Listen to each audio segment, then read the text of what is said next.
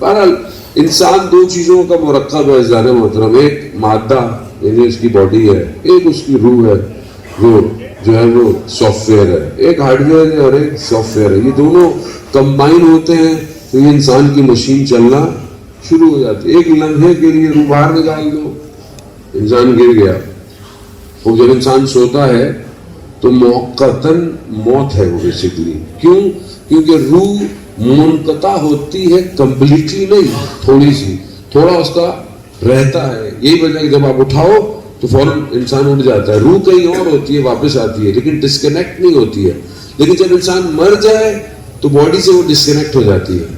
اب جب تک دونوں ساتھ ہیں تو حیات ہے، جو ظاہری حیات ہے۔ اب ہم اپنے ظاہر کو خوراک دے رہے ہیں، لباس دے رہے ہیں، کپڑے بنا رہے ہیں، نہا رہے ہیں، خوشبو لگا رہے ہیں، کھانا کھا رہے ہیں، یہ ظاہر ہے، یہ ظاہر ہے۔ جو دوسرا ہے جو میٹر نہیں ہے، جسے ہم سول کہیں، بعد میں بعض علوم اسے نفس کہے، اس کو خوراک کی ضرورت ہے۔ کیا اس کی خوراک کا انتظام کیا ہم نے؟ وہ انسان کو دونوں چیزیں چاہیے۔ اب قرآن جو ہے وہ اسی طرف ہمیں اشارہ کر رہا ہے۔ اب قرآن دیکھیں، آپ قرآن اگر ہمیں اس کو سمجھنا ہے کہ دو مرکب دو چیزیں ہیں اور ہمیں اسے نظر نہیں آتا، قرآن ارشاد فرماتے ہیں پروردگار کہ ہم نے انہیں عقل دی ہے، لا یفقہون بہا، یہ ان سے سوچتے نہیں ہیں، مگر عقل تو سب کے پاس ہے مگر سوچتے بھی ہیں۔ تو اس کا مطلب ہے کوئی اور چیز ہے۔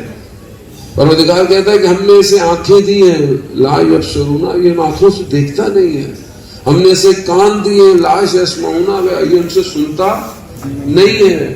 یعنی ہے، اس کا مطلب ہے کہ صرف ظاہر میٹر جو ہے وہ امپورٹنٹ نہیں ہے، اس کا مطلب ہے کہ کوئی ایک اور پیرالل سسٹم ہے جس نے تفکر کرنا ہے، جس نے دیکھنا ہے، جس نے سننا ہے۔ اب انسان کی زندگی گزرتی جا رہی ہے، انسان نے کبھی بھی عرش الہی کی آوازوں کو نہیں سنا۔ قرآن ارشاد فرماتا ہے یسبح للہ ما فی السماوات ما فی الارض، زمین اور آسمان تسبیح کر رہے ہیں۔ یہ تسبیح کبھی مجھے آواز آئی؟ کبھی یہ ذکر؟ ہمارے استاد نے واقعہ سنایا کہ ایک طالب علم ایک درس میں جاتا تھا، اس کا ایک دوست تھا، اس نے کہا کہ میں بھی جاؤں گا۔ اس نے کہا وہ درس آپ کی سمجھ میں نہیں آئے گا۔ نہیں کہا میں جاؤں گا، چلا گیا، درس میں بیٹھا، استاد بیٹھا ہے، شاگرد اسٹوڈنٹس بیٹھے ہوئے اور سب خاموش ہیں۔ 5 منٹ 10 منٹ 15 منٹ 25 منٹ گزرے، کہا جی درس ختم ہو گیا۔ اب یہ جو گیا تھا یہ کہنے لگا یہ کون سا درس ہے، نہ کچھ بولا گیا نہ کچھ سنا گیا۔ لیکن جیسے ہی باہر نکلا تو جس روڈ پر جا رہا تھا وہ استاد آگے آگے جا رہا تھا، تو اس نے کیا دیکھا، چلتے ہوئے درخت جو کنارے پر چھوٹے چھوٹے سے پودے ہیں ان میں سے ذکر کی آواز آ رہی ہے، لا الہ الا اللہ۔ اس استاد نے مڑ کر دیکھا اور کہا ابھی بھی کسی درس کی ضرورت ہے، کیونکہ باطن کو آن کرنا ہے، یہ آف ہے، ایسی توجہ نہیں ہے ہماری۔ علم نور، علم نور ہے، اللہ نور السماوات والارض، اللہ زمین اور آسمان کا نور ہے۔ اور یہ نور جو علم کی صورت میں وہ کہاں آئے گا، کیسے اترے گا؟ اس قلب پہ اترے گا جو قلب پاک ہوگا، کیونکہ یہ نور وہی تجلی کرتا ہے، اسے جگہ چاہیے، وہ یہ جگہ کون دے گا؟ ہم کب متوجہ ہوں گے؟ آخر کیا وجہ تھی کہ یہاں شمع گل ہو گئی اور کوئی امام کو چھوڑ کے نہیں گیا؟ کیا وجہ تھی کہ گردنیں کٹ رہی تھی مگر تکلیفیں نہیں ہو رہی تھی؟ کیا وجہ تھی؟ کوئی تو چیز ہے، کوئی تو بات ہے اس حسن میں، اس جمال میں کہ جسے سب کربلا میں دیکھ رہے تھے۔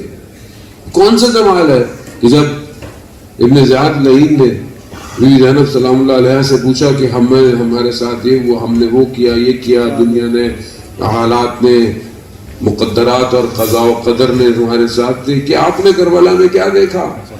بیوی نے جملے کیا فرمائے؟ ظاہر محترم یہ بہت امپورٹنٹ ہے، جہاں بہت سارے اسپیکٹس ہیں کربلا کے, and we took mostly aspects, اور ہر سال ہم آتے ہیں ڈفرینٹ اسپیکٹس کو لے کر, ہمیں واپس جانا ہے. وی ہیو ٹو لرن, ہمیں خالی ہاتھ نہیں جانا, ہمیں صرف ثواب کما کے نہیں جانا, because somebody is waiting for us. تو اس انتظار کو پورا کرنے کے لیے اپنے آپ کو تیار کرنا ہے. خود ایک اسپیکٹ کربلا کا یہ ہے کہ جو بی بی زینب سلام اللہ علیہا کا جملہ ہے, کیا ہے کہ جب پوچھا کہ آپ نے کربلا میں کیا دیکھا, بی بی فرماتی ہے ما رأیت الا جمیلا, میں نے جمال کے سوا, میں نے خوبصورتی کے سوا, میں نے زیبائی کے سوا کربلا میں کچھ نہیں دیکھا. خوب یہ خوبصورتی, یہ جمال مجھے نظر کیوں نہیں آتا؟ میں یہ جمال کیا ہے؟ آیت اللہ میر باقری فرماتے ہیں کہ اس جمال کو, خوبصورتی کو دیکھنے کے لیے مشکلات سے گزرنا پڑتا ہے, امتحان دینے پڑتے ہیں, آزمائش دینی پڑتی ہے, تو یہ جمال نظر میں آئے گا. اور کہا بی بی زینب نے ان آزمائشوں کو دیا ہے, ام المصائب ہے, مصیبت تھوڑی نہیں ہے جان محترم, اس مصیبتوں کو دیا. اب وہ جمال کیا ہے؟ میں بہرحال چھوٹا سا طالب علم ہوں, میں اس کو ڈیفائن نہیں کر سکتا. جو میں نے بہرحال اپنے اساتید اور علماء سے سنا ہے, وہ فرماتے ہیں کہ بی بی نے ان قرآن کی آیتوں کا نزول دیکھا. ہم شاید اس کو درک نہیں کر پائے.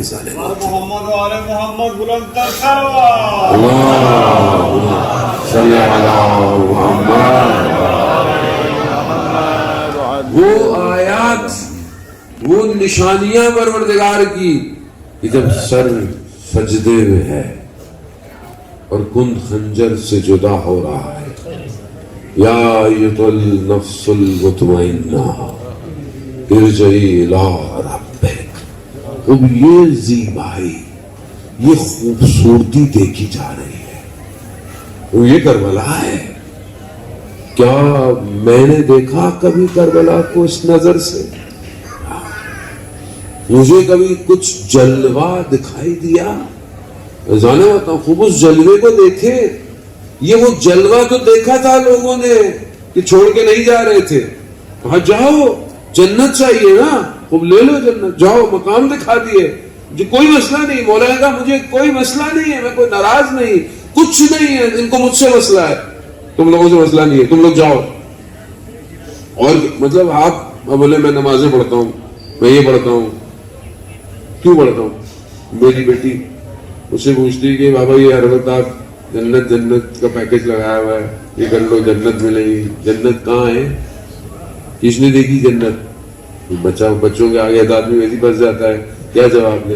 اب ہم یہ جو اتنی محنت کرتے ہیں, نماز, روزے, واجبات, حج, کس لیے؟ بہشت کے لیے. وہ بہشت مل, کوئی امام حسین نے بولا بہشت مل گئی, جاؤ, کیوں نہیں جا رہے؟ اس کا مطلب کیا ہے؟ اس کا مطلب ہے کہ یہ روایت ہے جان محترم, قیامت والے دن اصحاب امام حسین کو جنت کی نعمتیں ترسیں گی کہ یہ ایک نگاہ ہماری طرف ڈالے, مگر یہ نہیں ڈالیں گے. انہیں گھسیٹ کر لے جانے کی کوشش کی جائے گی, یہ نہیں جائیں گے. یہ کہیں گے ہماری جنت حسین ہے. وہ تو دے دیا تھا جو ان کو چاہیے تھا, مگر نہیں لیا. وہ ہمیں نہیں چاہیے, ہمیں حسین چاہیے. یہ ہے ہماری زندگی میں, ایسا حسین ہماری زندگی میں ہے.